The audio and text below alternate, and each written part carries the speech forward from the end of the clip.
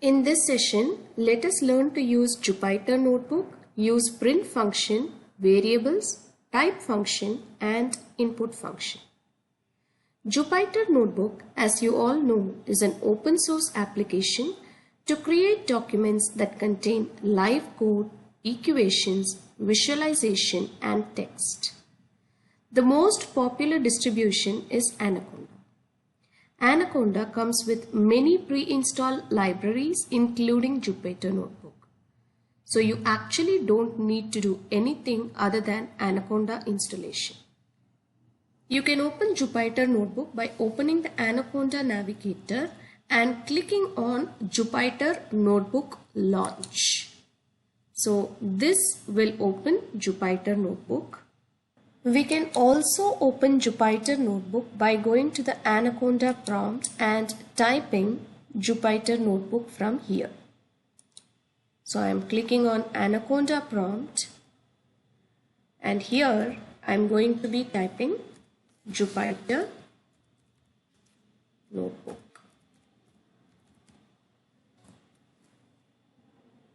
So I can open Jupyter Notebook either from the Anaconda navigator or from the Anaconda prompt by typing the word Jupyter Notebook. So the first instance which is opening here is opened from Anaconda navigator. Second instance is opening where we typed Jupyter Notebook from Anaconda prompt. Now we can click on New, create a folder. So a new folder will get created, untitled folder. So I can select this and I can rename it. I can rename this folder to be the Introduction to Python. So I get the folder created. Now I can click on this particular folder. Now in this I can create notebooks for executing my programs. So I click on New Python 3. It takes a while to load the new notebook and this is how the Jupyter Notebook will look like. We can give a name for our notebook by clicking on the word Untitled. I am giving the name Introduction. You will find the name has changed from Untitled to Introduction.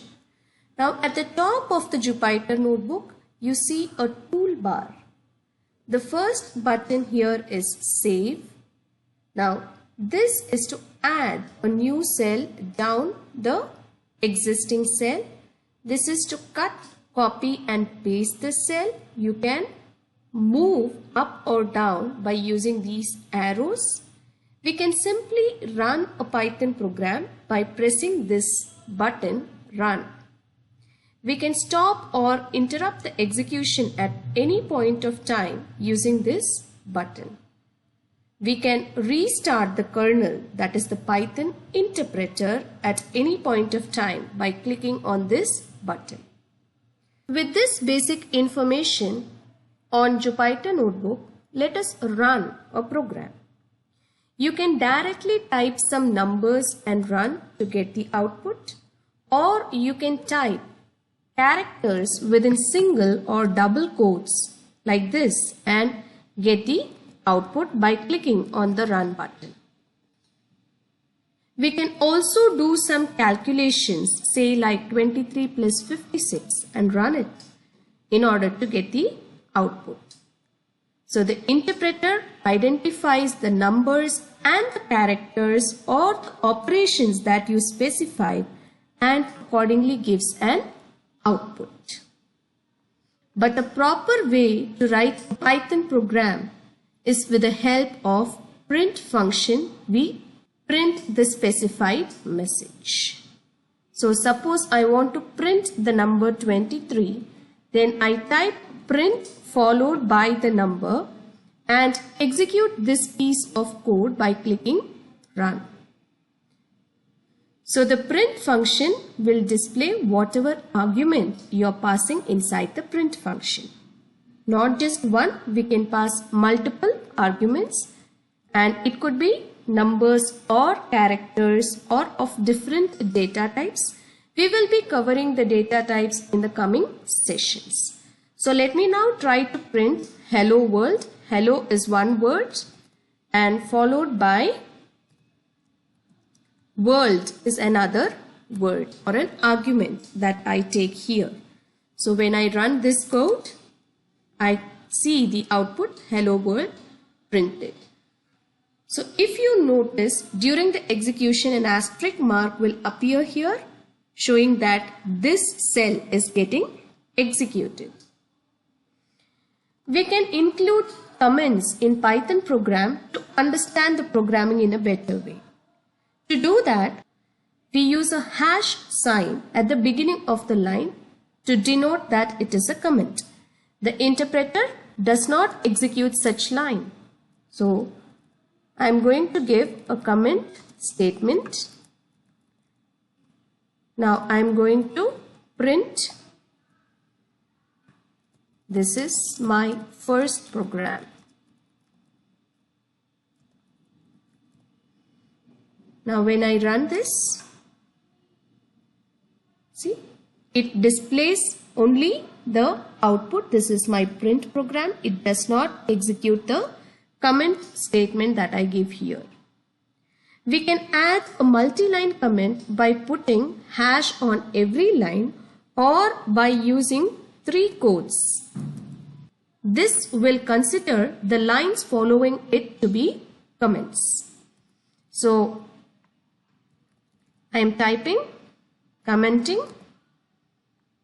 on different lines, and I end it again with 3 quotes.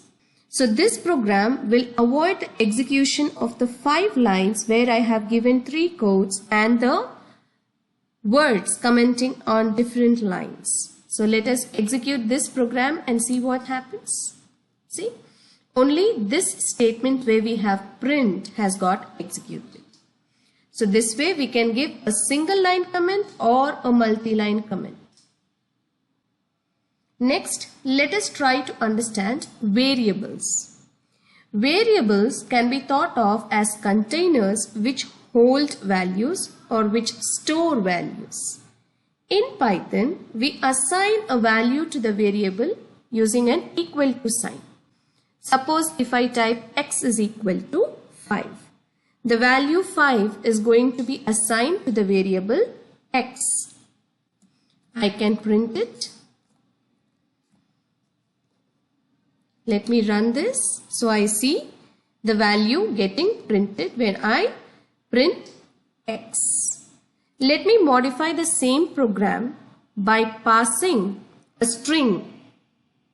Now I am going to use a capital X and store the value Python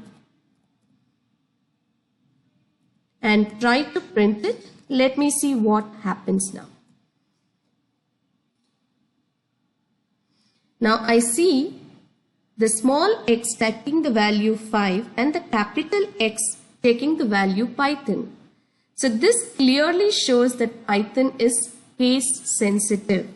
How do I find what type of data is getting stored in the variable? So let me give here print the type of x. The same way, after the last statement, I am printing the type of capital X. Now let us run this code.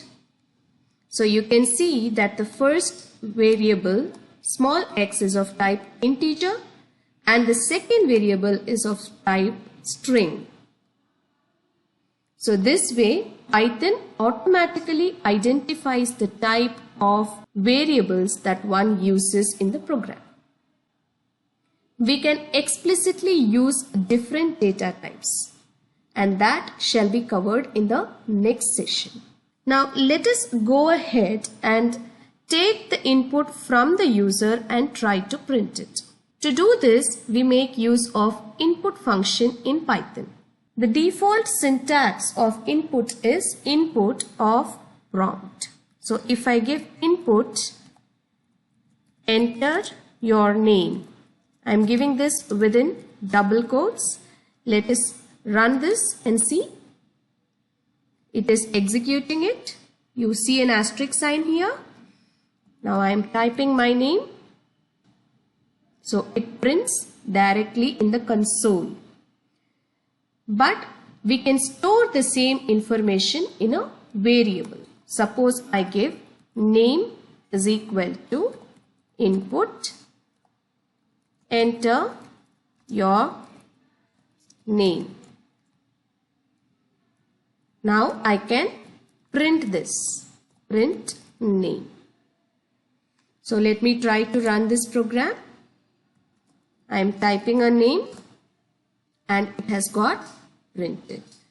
Now I can give the output in a better format by taking the same code